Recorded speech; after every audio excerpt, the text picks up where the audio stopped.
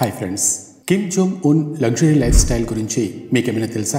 ఆయన తన లైఫ్ని ఎలా ఎంజాయ్ చేస్తారో, ఆయన తన లైఫ్ని ఎలా లీడ్ చేస్తారు, ఎలా ఎంజాయ్ చేస్తారు అనే విషయాల గురించి ఈరోజు మనం ఈ వీడియోలో డిస్కస్ చేయబోతున్నాం. ఇక్కడ 13 ఏళ్లు పైబడిన అందమైన అమ్మాయిలు ఒక గ్రూప్గా ఉంటారు. వాళ్ళు కిమ్ కోసం ఏదైనా చేయడానికి సిద్ధమన్నట్టుగా రెడీగా ఉంటారు.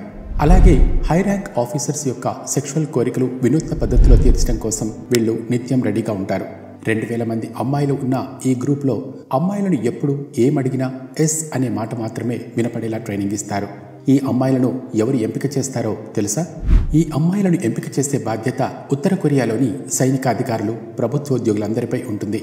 సొసైటీలో తిరిగే అందమైన అమ్మాయిలను చూసి కంటికి రెప్పలా కాపాడుకోవటం వీరి పని. ఇలా ప్లెజర్ స్క్వాడ్ ఎంపిక కోసం ఆ అమ్మాయిలను తీసుకొస్తారు. ఈ పని కోసం మిలిటరీ అధికారులు, ఉద్యోగులపై చాలా ఒత్తిడి ఉంటుంది. ఎవరైనా ఉద్యోగి ఒక అమ్మాయిని తీసుకొచ్చి ప్లెజర్ స్క్వాడ్ కోసం ట్రైనింగ్ ఇస్తారు. అలా ట్రైనింగ్ పూర్తయ్యాక ఆ అమ్మాయి 3 ఏళ్లలో సెలెక్ట్ కావాల్సి ఉంటుంది. అంటే ఆ అమ్మాయి ఎలాంటి విషయానికైనా నో అనే ఆన్సర్ చెప్పకుండా ఎస్ మాత్రమే చెప్పేలా ట్రైన్ చేస్తారు. ఒకవేళ ఈ 3 ఏళ్లలో ఆ అమ్మాయి ఎంపిక కాకపోతే ఆమెను తెచ్చిన వ్యక్తి ఉద్యోగం ఊడిపోతుంది. అలాగే జైలుకు కూడా వెళ్లాల్సి వస్తుంది. అందుకే ఉత్తర కొరియాలోని ప్రతి ప్రభుత్వోద్యోగి పాఠశాలల చుట్టూ రాబందు లాంటి కళ్ళతో కాపు కాస్తూ ఉంటారు. ఎవరైనా అందమైన అమ్మాయిలు కనిపిస్తే వాళ్ళని వదలరు. అయితే అమ్మాయిలు సెలెక్ట్ కావాలి అంటే ఒక క్రైటీరియా కూడా ఉంటుంది. ఆమె స్కిన్ టోన్ బాగుండాలి, అమ్మాయి ఉన్నత కులమై ఉండాలి. కిమ్ మింగ్సంగ్ కాలంలో బాలికల ప్రామాణిక ఎత్తు 5 అడుగుల 5 అంగుళాలుండేది. ఎందుకంటే అతని ఎత్తు కూడా అంతే ఉండేది కాబట్టి. కానీ తర్వాత ఎత్తులో మార్పులు జరిగాయి. కిమ్ జాంగ్ ఉన్ హయాంలో 5 అడుగుల 2 అంగుళాలు ఉండేలా చేంజెస్ చేశారు. ఆ తర్వాత ఆ అమ్మాయి బాడీని పరీక్షిస్తారు. వారి శరీరం మీద ఎలాంటి గుర్తులు ఉండకూడదు. అలాగే వారి స్వరం కూడా మృదువుగా ఉంటూ మాట్లాడినా పాట పాడినా చెవులకు ఆహ్లాదకరంగా అనిపించాలి. ముఖ్యంగా ఈ అమ్మాయిలు వర్జిన్గా ఉండాలి. అమ్మాయిల కన్యత్వానికి కూడా ఇక్కడ ఖచ్చితమైన పరీక్షలు చేస్తారు. ఈ పరీక్షలన్నింటిలో పాస్ అయిన అమ్మాయిని ఈ ప్లెజర్ స్క్వాడ్కు సెలెక్ట్ చేస్తారు. ఈ సెలక్షన్ ప్రాసెస్ అనేది ఆ అమ్మాయి జీవితంలో ఒక పీడకల లాంటిది అని చెప్పొచ్చు. కానీ దీని తర్వాత వారు తమ ఇంటిని, కుటుంబాన్ని, తల్లిని, తండ్రిని మర్చిపోయి చదువును కూడా వదులుకోవాల్సిన పరిస్థితి వస్తుంది. తర్వాత వీరు ప్యోంగ్యాంగ్ అనే నగరంలో ఉండే ఒక సీక్రెట్ స్కూల్కి వెళ్తారు. అక్కడ బ్లో జాబ్ ద్వారా ఎవరినైనా ఎలా సంతృప్తి పరచాలో ఈ పాఠశాలలో చేరే అమ్మాయిలకు నేర్పిస్తారు. ఈ పని చాలా జాగ్రత్తగా నేర్పిస్తారు.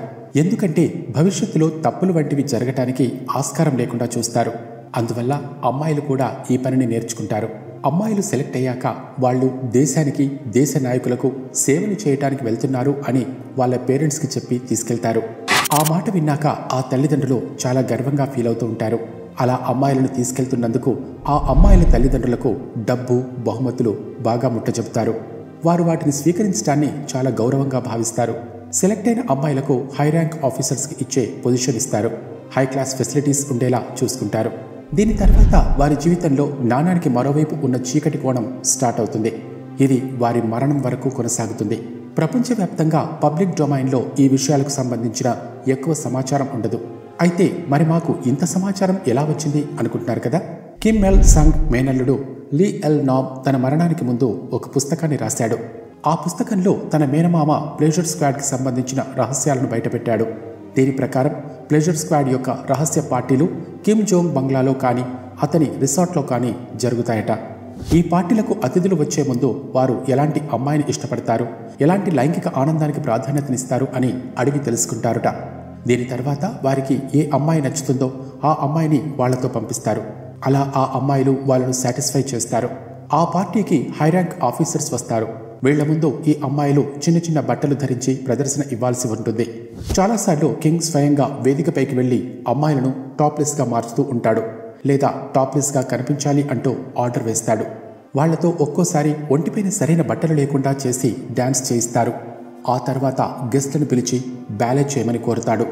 ఆడపిల్లలు తమ ప్రదర్శనల ద్వారా తమ దేశానికి సేవ చేసేలా డాన్స్లో ట్రైనింగ్ కూడా ఇస్తారు. దానికోసం వేరువేరు దేశాలకు కూడా వెళ్తూ ఉంటారు. రాత్రైతే చాలు కిమ్ మద్యం మత్తులో మునిగిపోతాడు. అతనికి మద్యంలో మునిగి తేలడం అంటే చాలా ఇష్టం. అతను వచ్చిన గెస్ట్లతో, అమ్మాయిలతో ఆడుకునేవాడు. ఆ ఆటలో ఒకవేళ అమ్మాయిలు ఓడిపోతే బట్టలు విప్పేయాల్సి వస్తుంది. గెస్ట్గా వచ్చిన అబ్బాయిలు ఓడిపోతే తల గొరిగించుకునేవారు. స్త్రీలు తమ ప్రైవేట్ పార్ట్స్ని షేవ్ చేసుకోవాల్సి వస్తుంది. కిమ్ దక్షిణ కొరియా పాటలను నిషేధించాడు. కానీ ఇలాంటి పార్టీస్లో ఈ పాటలు బాగా వినేవాడు. అయితే ఈ ప్లెజర్ స్క్వాడ్లోని అమ్మాయిలు దేశానికి సేవ చేస్తున్నారంటూ బ్రెయిన్ వాష్ చేసి మరీ ఆఫీసర్స్ దగ్గరకు పంపిస్తారు. ఒకవేళ ఎవరైనా వాళ్ళు చెప్పిన మాట వినకపోతే గనక ఆమె తన కుటుంబానికి దూరంగా తెలియని ప్రదేశంలో వదిలేస్తారు. అక్కడ ఆమెకు ఎటువంటి సౌకర్యాలు ఉండవు. అలా అని ఆమె తన కుటుంబం దగ్గరకు తిరిగి వెళ్లకుండా చేస్తారు. బాలికలు 23 నుండి 24 సంవత్సరాల వయసు వచ్చేసరికి ఆ ప్లెజర్ స్క్వాడ్ నుంచి రిటైర్ అవ్వాల్సి ఉంటుంది. ఈ వయస్సు తర్వాత కిమ్ రాజవంశం అమ్మాయిలను పెద్దగా పట్టించుకోవటం మానేస్తుంది. ఇలా రిటైర్ అయిన ఈ అమ్మాయిలను సైన్యంలోకి పంపిస్తారు. లేదా వారు ఇంకా అందంగా ఉంటే ఆఫీసర్స్కి పర్సనల్ బాడీ గార్డ్స్గా నియమిస్తారు. అసలు ఈ సీక్రెట్ ప్లెజర్ స్క్వాడ్ ఎలా ప్రారంభమైంది? ఈ రహస్య స్క్వాడ్ని సృష్టించడం వెనుక కారణమేంటి? కిమ్ జోంగ్ 2 దీన్ని స్టార్ట్ చేశారు.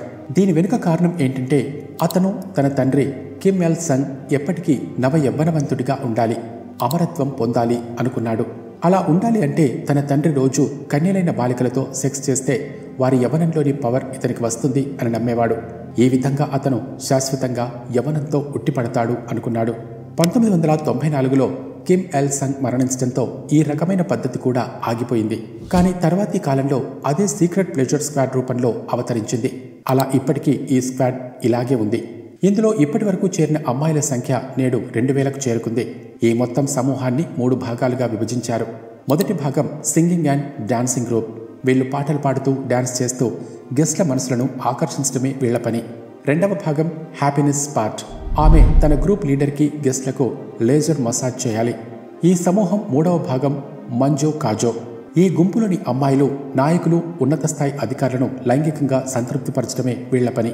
2016 సంవత్సరంలో ఉత్తర కొరియా చైనా నుండి 20 కోట్ల రూపాయల విలువైన అమ్మాయిల లోదుస్తులను కొనుగోలు చేసింది. కిమ్ తన ప్లెజర్ స్క్వాడ్లోని అమ్మాయిలకు ఈ చెడ్డీలు ఇచ్చి గెస్ట్లను సంతోషపెట్టమని చెప్పేవాడు. ఈ సీక్రెట్ ప్లెజర్ స్క్వాడ్లో అమ్మాయిల వయస్సు 13 ఏళ్లు పైబడి ఉండాలి. ఈ బాలికలను వారి పాఠశాల వయసు నుంచే సెలెక్ట్ చేయడం స్టార్ట్ చేస్తారు. 12 నుండి 13 సంవత్సరాల వయస్సులో ఈ ప్లెజర్ స్క్వాడ్లో చేరిన అమ్మాయి తన తల్లిదండ్రులను కలుసుకోదు. కొన్ని సందర్భాల్లో తల్లిదండ్రులే తమ కూతుళ్లను ఈ ప్లెజర్ స్క్వాడ్లో చేర్పిస్తారు. అయితే తండ్రి మరణం తర్వాత కిమ్ జోంగ్ ఉన్ ఈ గ్రూప్ను మూసేశారు. దీనివల్ల తన తల్లి ఇబ్బంది పడుతుంది అని తెలుసుకుని మూసేశాడు. చిన్నప్పటి నుంచి తన తల్లిని అలాంటి స్థితిలోనే చూశాడు. అయితే ఇప్పుడు ఈ ప్లెజర్ స్క్వాడ్ గ్రూప్ కాస్త లైవ్ ఎంటర్టైనర్ గ్రూప్గా మారింది. ఇందులో అమ్మాయిలు పాటలు పాడుతూ డాన్సులు చేస్తూ ఉంటారు. ఉత్తర కొరియా నుంచి పారిపోయిన వ్యక్తుల నుంచి చాలా సమాచారం బయటకొచ్చింది. అలా 2007లో ఓ వ్యక్తి ద్వారా ఈ విషయాలన్నీ ప్రపంచానికి తెలిసాయి. కిమ్ జోంగ్ ఉన్ తన అంగీకారం లేకుండా ప్లెజర్ స్క్వాడ్ను మళ్లీ స్టార్ట్ చేసిన కారణంగా అతను తన మామను కూడా చంపేశాడని అప్పట్లో వార్తలు కూడా వచ్చాయి. ఈ వీడియో గురించి మీరేమనుకుంటున్నారో కింద కామెంట్ సెక్షన్లో తెలియచేయండి. Thanks for watching.